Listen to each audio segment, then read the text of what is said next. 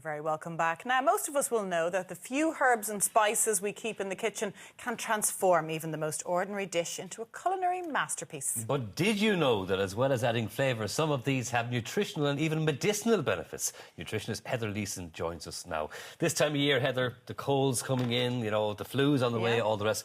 The herbs and the spices that you have here can help in alleviating some of that. They certainly can, lots of them actually, and we're eating these on a regular basis. A lot of these you will have had in the last couple of days. I'm sure the first one, garlic. Yes. I mean, everybody knows garlic and we love its flavour. We don't appreciate, though, how beneficial it is for our health. So garlic has been used for thousands of years as an antimicrobial, antibacterial, antiviral. It is even helpful against some of these superbugs that we read about in some medical studies.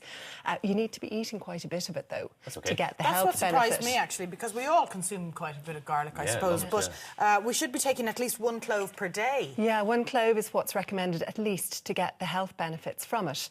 And that's good for your heart as well. So we know garlic helps to thin blood, helps to bring blood pressure down, helps prevent atherosclerosis, the hardening of the arteries as well. But that is where you're getting up to at least 1 clove a day. Yeah, so a clove now is a bit one of these. that. One of these would be not a the clove. whole bulb. No, not the whole bulb. Yeah. But actually, if you think about it, it's not that hard. If you're having a stir fry, you can easily throw in a bit of garlic. Nothing wrong with a bit of garlic butter, adding it into different foods. And also roasting the whole clove makes it much more palatable. I don't know if you've done that before, but all I did here was throw this in the oven when I was cooking something else, slice the top off, and you can see it's lovely and soft and it's much sweeter.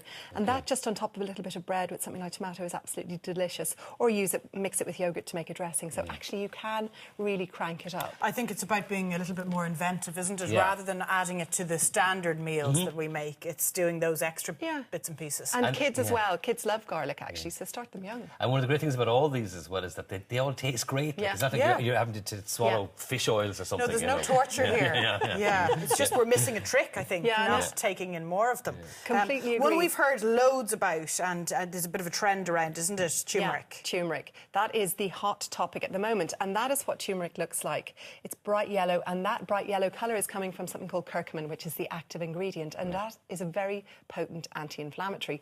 So lots of research, more than 6,000 research studies on the health benefits of turmeric, and it's looking like it's just as effective for some conditions, for inflammatory bowel disease, and for other conditions like that, like arthritis, where aspirin and ibuprofen are helpful. That is going to help as well. So that does the same, has the same sort of effect as aspirin or ibuprofen? Anti-inflammatory, and if you think about it, lots of cultures, like in India, would be eating a lot of that on a very regular basis. So if you had a hard night out the night before and the brain was a bit swollen from alcohol, pile of turmeric and well, I don't know. I think there's other things we'd be talking about now that might be more helpful, but it is really useful. People just don't know how to use it.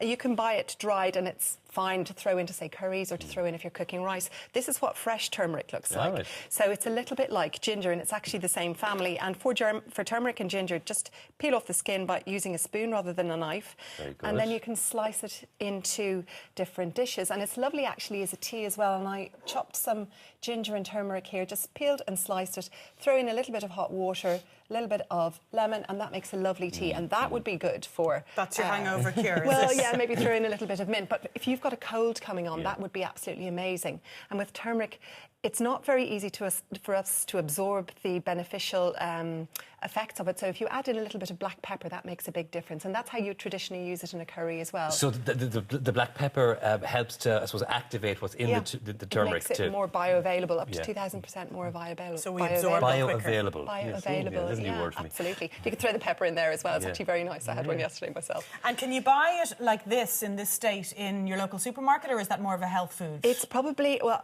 some health food stores will have it. I got that in my lovely health food store in Rathmines, but you also get it in Asian stores and some supermarkets. It's always beside the ginger. But the dried, powdered form is fine? It's fine. It's absolutely fine. Just as good. And then, of course, we're all used to gingerbread and ginger cakes and ginger biscuits. But ginger itself is another one of these marvellous, healthy options. Ginger is amazing for the stomach.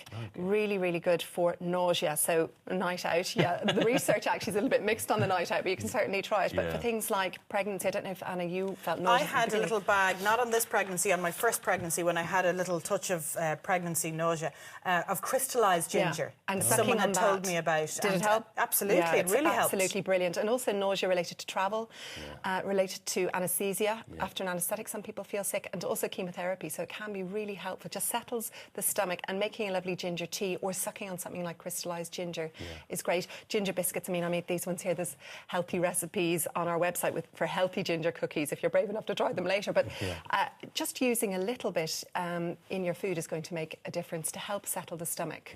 I love a shake of cinnamon on the top of my latte of a morning. You know, you're ahead of the trend as well there. So cinnamon itself is what are the benefits of that? Cinnamon is very helpful for blood sugar balance, and we talk a lot about blood sugar balance. That's what a cinnamon stick looks like, and you could use that to stir the tea. But it's got a lovely sweet flavour as well. So we know from research it's helping to balance blood sugar. It's helping us to use our insulin better, even for diabetics. And for people trying to cut out sugar, as we're often talking about, it has a lovely sweet flavour. So if you are eating a natural yoghurt, you didn't want to put honey or sugar in, a little bit of cinnamon would make it nice and sweet and flavoursome.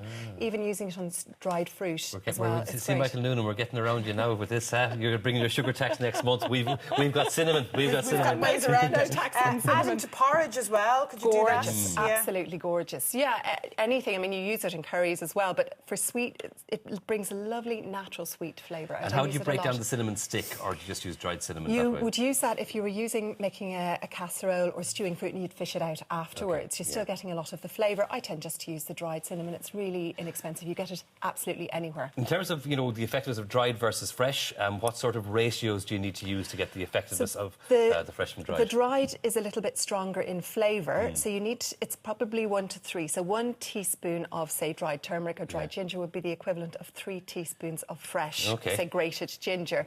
But the fresher is a little bit more active, so if you can go for the fresh, I would go for the fresh. But taking too much of it isn't going to be a bad thing in most cases, Heather, is it? No, it's not. Now, some things like garlic have anticoagulant effects, so if you had buckets and buckets of it and you were on an anticoagulant medication, it might have a little impact. So a blood thinner of some sort, but normally, no, not at all. Not in the level that you would be eating in food. That's the difference between food and, I suppose, supplements and medication. Peppermint was your last one. Fantastic. I love peppermint. Now, that is brilliant for IBS symptoms, and actually the British Medical Journal recommended it as first line for IBS. So for queasiness, but more so for spasms and cramps and wind actually as well. Really great. And you can just throw it into hot water, make a fresh peppermint tea after you're eating, especially after a heavy meal, and that will really help to settle things down. Peppermint oil as well, because of the menthol, is great for getting rid of headaches. So you can buy peppermint oil and just rub it on your temples if you're prone to headaches, and it can really make a difference to calm the symptoms down. Fantastic. Excellent stuff, Heather. And as I say it again, it's tasty as well as everything else. So, you know, it's a win-win situation all around. Absolutely, yeah. And the things we can use and buy everywhere and use every day. There's loads of recipes on our website as well. Heather, thanks a million for that. Good to see you. Thank you, and see you again soon.